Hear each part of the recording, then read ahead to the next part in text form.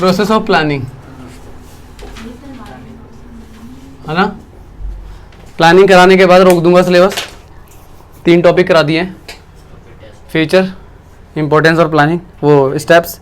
इसके बाद टेस्ट करेंगे हम लोग, ठीक है। दिव्या कह रही एक छुट्टी का अनुभव हो गई मेरी। कोई बात नहीं दिव्या। चलिए जी, स्टेप्स के बारे में बात कर लेते हैं। तो ये जो प्लानिंग है, ये स्टार्टिंग से लेकर के किस तरीके से प्लान किया जाता है, बनाया जाता है, प्लानिंग करने के लिए कौन कौन से स्टेप्स हमारे इन्वॉल्व होते हैं। अब इसमें ये समझ में आता है कि काम को एग्जीक्यूट करना है, एग्जीक्यूट नहीं करना है काम को, सिर्फ प्लानिंग ही करनी है। मतलब क्या करना है, कैसे करना है, किसके द्वारा करना है, इन सब चीज़ों की प्लानिंग करनी है। समझ में आई बात। तो पहला है आपका कि सेटिंग ऑब्जेक्टिव्स। ये और जो स्टेप्स होंगे ना, किसी भी चैप्टर में जो स्टेप्स आएंगे, उन स्टेप्स की खासियत ये होती है कि आप उनके पॉइंट्स को आगे पीछे नहीं कर सकते। समझ में आई बात। आपने क्या करना है कि एक एक स्टेप जो है वो लाइन से सीक्वेंस में ही याद करने हैं, ठीक है ना। ठीक है, तो पहला पॉइंट आपका सेटिंग ऑब्जेक्टिव्स, उद्देश्य निर्धारित करना। पहले तो हम लोग उद्देश्य निर्धारित करेंगे कि किस चीज की प्लानिंग करनी है, ठीक है जी। Objective are those end point for which whose attainment all the activities are undertaken. भाई ऑब्जेक्टिव्स क्या होते हैं? एक एंड पॉइंट, जिस पॉइंट को देखते हुए मैं वहां तक जा रहा हूं। आई बात समझ में? मतलब कहने का ये हुआ कि आप वो सारी की सारी एक्टिविटी जो भी आप करने वाले हो या जो भी प्लान करने वाले हो, वो किसको देखते हुए करोगे? उस मेन ऑब्जेक्टिव को, ठीक है। मतलब कहने का ये है कि अगर मुझे सामने गोल दिखाई दे रहा है, ठीक है, तो उस गोल को प्राप्त करने के लिए आप सारी की सारी प्रक्रियाएं कर रहे हो, जो भी आप एक्टिविटीज कर रहे हो, जो भी आप क्रियाएं कर रहे हो, वो सारा उसी को ध्यान में रखते हुए कर रहे हो, ठीक है ना। तो वो ऑब्जेक्टिव सबसे पहले डिसाइड करना पड़ेगा, उसके बाद ही तो आगे चल के हम कोई काम करेंगे, ठीक है। तो पहला काम क्या है? Setting objectives.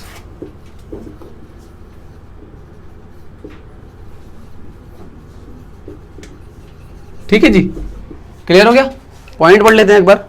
Objectives are those end point whose attainment all the activities are undertaken in the planning process. Objects are determined and defined first of all so that the employees concerned can be informed about them and get the complete cooperation. सबसे पहले तो employees को यह बताया जाता है कि भाई हम काम करने क्या वाले हैं, मतलब किस चीज की प्राप्ति करने के लिए हम कोई भी काम करेंगे।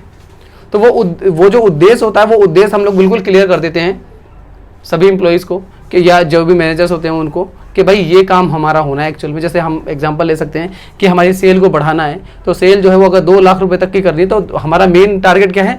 2 लाख की सेल को अचीव करना। और उस 2 लाख की सेल को अचीव करने के लिए हम बहुत सारी एक्टिविटीज़ करने वाले हैं या बहुत सारे काम परफॉर्म करने वाले हैं, ठीक है। उनके बारे में हम लोग प्लान करेंगे। आई बस में। तो सबसे पहला काम तो ये है कि हमें कर पाना क्या है, यही तो उद्देश्य है हमारा, कि हमें पाना क्या है, ठीक है। तो वो अचीवमेंट जो है हमारी, जो है वो एंड पॉइंट जहां तक हमें पहुंचना है, वो हमारा क्या है? ऑब्जेक्टिव, ठीक है। तो वो ऑब्जेक्टिव पहले डिसाइड कर लिया जाता है। सेकंड पॉइंट है developing premises. The base of the plan it refers to certain assumptions about the future. एक फ्यूचर के बारे में अजम्पशन मान के चलना, कि अगर मान्यताएं, ठीक है, अज्यूम कर लेना, जैसे कहते हैं लेट कर लेना, मतलब मान लेना ऐसा, ठीक है। तो एक अजम्पशन मान के चलना, ठीक है। The base of the planning are those factors assumption which influence the possible result of different alternative before taking final decision about the any alternative और for a forecast of these assumption is made. The rate of success of planning will be directly proportional to the rate of success of forecasting. आप पहले से ही ये plan करोगे कि एक assumption करोगे कि वो जो प्लानिंग, जो ऑब्जेक्टिव हम लोगों ने डिसाइड किया है, उसको पाने के लिए हमें क्या क्या करना पड़ेगा, और इन एक्टिविटीज़ को करेंगे तो क्या वो अज्यूम हो पाएगा, मतलब वो क्या बोलते हैं, क्या वो अचीव हो पाएगा, ठीक है। अगर आपको ये लग रहा है, जैसे मान के चलिए आपने 2 लाख रुपए की सेल का टारगेट डिसाइड किया था, उस 2 लाख की सेल को टारगेट डिसाइड करने के लिए जो अब आप काम करने जा रहे हो, तो आपको पहले से ही लग रहा है नहीं ये तो हो ही नहीं पाएगा। मतलब कहने का क्या है कि आप अभी से ही नेगेटिव हो गए हो, आपको लग चुका है कि ये नहीं होगा, तो वो एक्चुअल में नहीं होगा। समझ में बात? मतलब कहने का है कि आप जितना ज़्यादा अज्यूम करके चलोगे, वो डिपेंड करेगा उस पर कि आपने आपका जो अचीवमेंट है वो कितना प्राप्त कर पाओगे, ठीक है। अब इसके अंदर देखो जी, before the taking the final decision about the rate of the success of the planning which will be in direct proportional to the rate of the success of forecasting. The assumption premises of planning are 2 types. अब जरा देखिए क्या किस तरीके की assumption हम लोग करेंगे, क्या क्या अजम्पशन करेंगे। इसमें ना अजम्पशन जो है वो 2 तरीके की होती है। पहले ये लिख देते हैं, डेवलपिंग प्रेमिसेस, इसके अंदर ए पॉइंट इंटरनल है और बी पॉइंट एक्सटर्नल है ना, ठीक है। इंटरनल के अंदर ऑर्गेनाइजेशन के अंदर की चीजें आ जाती हैं, ठीक है, like capital, labour, raw material, machinery, ये सब ऑर्गेनाइजेशन के अंदर ही मिल जाती है हमको, ठीक है। और गवर्नमेंट पॉलिसीज, बिजनेस कंपटीशन, ये सब जो है आपका एक्सटर्नल के अंदर आए थे। एग्जांपल लेके समझते हैं किस तरीके से हम जो अज्यूम करेंगे ये सब, ठीक है। A company want to expand its business, company ने अपना एक ऑब्जेक्टिव डिसाइड किया कि हम अपने बिजनेस को एक्सपेंड करना चाहते हैं। एक्सपेंड किसी भी तरीके से होता है, एक नई ब्रांच खोलना या फिर एक नया प्रोडक्ट लॉन्च करना, ठीक है, एक्सपेंड करना चाहती है। It has an alternative to establish a factory in a rural area, एक तो अल्टरनेटिव ये है कि वो रूरल एरिया में फैक्ट्री खोल दे जाकर के, ठीक है। In this case internal premises can be capital, raw material and availability of labour, and the external premises can be industrial policy, government and the manager shall have to take the forecast all the assumption. In other words, it shall have to consider the necessary capital, raw material and labor will be available. अब ये देखा जाएगा कि उस उद्देश्य को प्राप्त करने के लिए जो दो चीजें चाहिए, इंटरनल और एक्सटर्नल, क्या वो चीजें मिल पाएंगी या नहीं मिल पाएंगी, ये अज्यूम करना होता है यहाँ पे एक्चुअल में, ठीक है। जैसे हम लोगों ने, कंपनी ने उद्देश्य निर्धारित किया कि भाई एक्सपेंड करना है, और एक्सपेंड करने के लिए उन्होंने सोचा कि हम एक अपना रूरल एरिया में, बैकवर्ड एरिया में जाकर के एक अपना सेटअप, इंडस्ट्रियल सेटअप स्टार्ट करते हैं, ठीक है। अब वो उस इंडस्ट्रियल सेटअप को स्टार्ट करने के लिए हमारे पास दो तरीके के फोरकास्ट हो सकते हैं, डेवलप प्रेमिसेस हो सकते हैं, एक तो इंटरनल और एक एक्सटर्नल। इंटरनल के अंदर जैसे लेबर, रॉ मटेरियल, मशीनरी, ठीक है, ट्रांसपोर्टेशन के सिस्टम, ठीक है, ये सब चीज़ें वहाँ पे मिलेंगी या नहीं मिलेंगी, इसका अजम्पशन करना, ठीक है। दूसरा, वहाँ की गवर्नमेंट की पॉलिसीज़ क्या रहेंगी, ठीक है, वहाँ पे लेबर अवेलेबल हो जाती है नहीं, लेबर लॉ क्या चल रहे हैं, ये सब चीज़ें, ये एक्सटर्नल हो गए।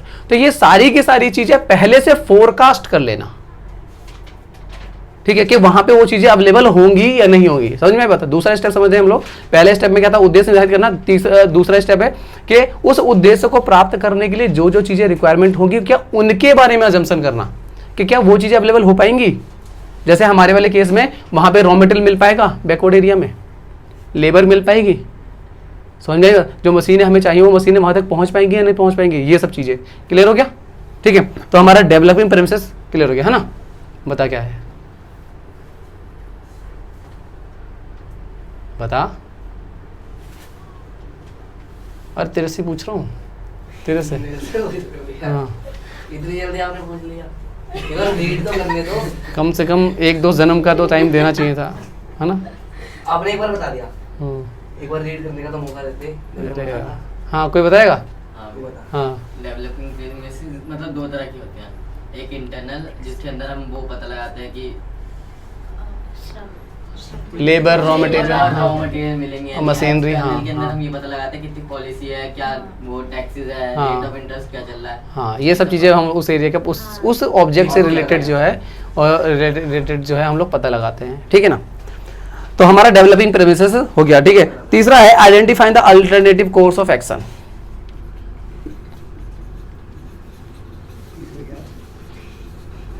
Identifying the alternative course of action, ठीक है। देखिए जरा इसके अंदर क्या है। Generally there is no work which has no alternative method to doing it. अब जो ऑब्जेक्टिव डिसाइड किए गए हैं, उस ऑब्जेक्टिव को करने के लिए हमें दो तरह के प्रेमिसेस चाहिए थे, उनके बारे में बात हो गई।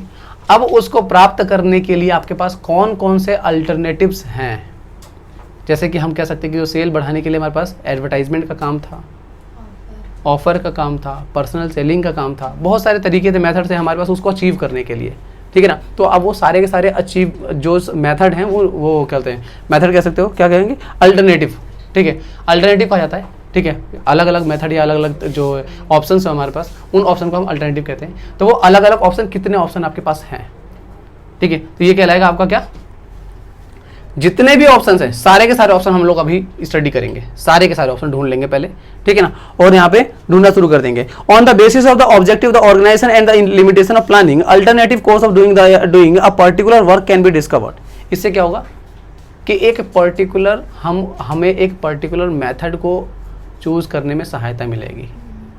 हम सारे के सारे मेथड स्टडी कर लेंगे कि कौन से मेथड जो है हमारे पास हैं उस चीज़ को अचीव करने के लिए, उस टारगेट तक पहुँचने के लिए, ठीक है। For example if an organisation has objective expanding the business it can be done in many ways. अगर मान के चलिए बिजनेस को एक्सपेंड करने की बात आ रही है तो इसके लिए कौन कौन से तरीके हो सकते हैं। पहला हो सकता है आपका by existing business. For example if a company engage in producing particular size of TV set it can start producing TV set of different sizes. ठीक है, अगर बिजनेस एक्सपेंड करना है और मान के चलिए वो टीवी का प्रोडक्शन कर रहे हैं, ठीक है, तो वो ऐसा कर सकता है कि और अलग अलग साइज के टीवी बनाने लग जाए। तो ये भी एक तरीके से एक्सपेंड ही कर रहा है बिजनेस को। ठीक है, दूसरा हो सकता है कि भाई entering the other area of production. For example a TV company start the producing refrigerator. ठीक है, अदर एरिया मतलब एक नया प्रोडक्ट तैयार कर देना। जैसे सैमसंग वाले भाई पहले मोबाइल फ़ोन ही बनाते थे, फिर बाद में उन्होंने और भी फ्रिज, अब आजकल तो बहुत सारी चीज़ें आने लग गई है, टीवी भी आने लगा, वॉशिंग मशीन भी आता है, ठीक है ना, और एसी भी आने लगा ना। By entering into some collaboration with some other organisation and start a new business. या फिर किसी दूसरे बिजनेस के साथ मिल करके और एक अदर बिजनेस स्टार्ट कर देना, जैसे वीआई ने किया है आजकल, है ना। उसके बाद है the taking over the other business, या फिर किसी दूसरे बिजनेस को ही टेक ओवर कर लेना, परचेज कर लेना। कोई बना बनाया बिजनेस था उसको परचेज कर लिया और उसको जो है अब हम चलाएंगे, रन करेंगे। समझ में आई बात। तो बहुत सारे तरीके, 3-4 मेथड बता दिए कि इन तरीकों से जो है आप कर सकते हो। ठीक है, तो आप अपने बिजनेस को एक्सपेंड करने की बात कर रहे थे, तो एक्सपेंड करने के आपके पास ये 4 अल्टरनेटिव हो गए। समझ में आई बात। तो हम पहले इस वाले मेथड में क्या कर रहे हैं कि आइडेंटिफाई कर रहे हैं कि कौन कौन से मेथड हमारे पास हो सकते हैं उस चीज को बढ़ने के लिए आगे। ठीक है, दोबारा समझो। पहले उद्देश्य निर्धारण कर लिया, उस उद्देश्य को निर्धारित करने के लिए क्या किया कि हम लोगों ने ये सोच लिया कि भाई वो पहले से फोरकास्ट किया कि उस चीज, उससे जो रिलेटेड जो चीज़ें चाहिए वो मिल पाएंगी या नहीं मिल पाएंगी। ठीक है, उसके बाद उस काम को करने के लिए हमारे पास कौन कौन से मेथड, कौन कौन से ऑप्शंस हैं। ठीक है, अब चौथा आएगा क्या चीज़, 4th पॉइंट है इवेल्युएटिंग अल्टरनेटिव जो कोर्सेज। जो ये अल्टरनेटिव कोर्सेज हम लोगों ने सेलेक्ट किए हैं उसको अब इवेल्युएट करेंगे। इवेल्युएट करने का मतलब हो जाता है कि उसकी अब जांच परख करेंगे। हर एक मेथड को बहुत डीप एनालाइज किया जाएगा कि इस मेथड के क्या कमियां हैं और क्या अच्छाइयां हैं। ठीक है, जो लिमिटेशन है, एडवांटेज सारे के सारे मेथड के जब हम पढ़ लेंगे उससे क्या होगा, हमें एक बेस्ट ऑप्शन को चुनने की एबिलिटी मिलेगी। समझ में, हम आसानी से उस बेस्ट ऑप्शन को चुन पाएंगे। ठीक है, तो अगला क्या हो जाएगा हमारा अल्टरनेटिव, क्या होता है, इवेल्युएटिंग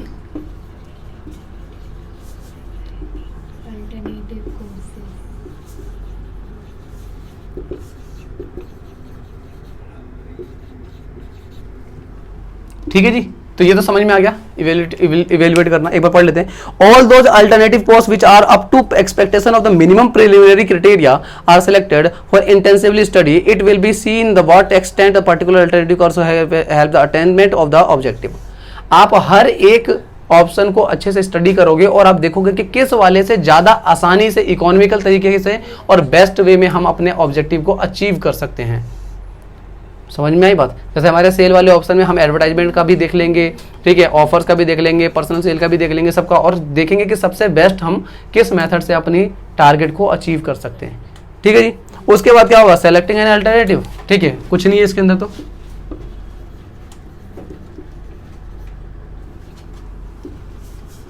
एन अल्टरनेटिव मतलब बता दो कोई, भाई जो ये आपने जिंदगी इवेल्युएट किया है उसमें जो सबसे बेस्ट वाला होगा उस बेस्ट वाले को हम चूज कर लेंगे, सेलेक्ट कर लेंगे। समझ में, तो इसमें तो कुछ नहीं बताना।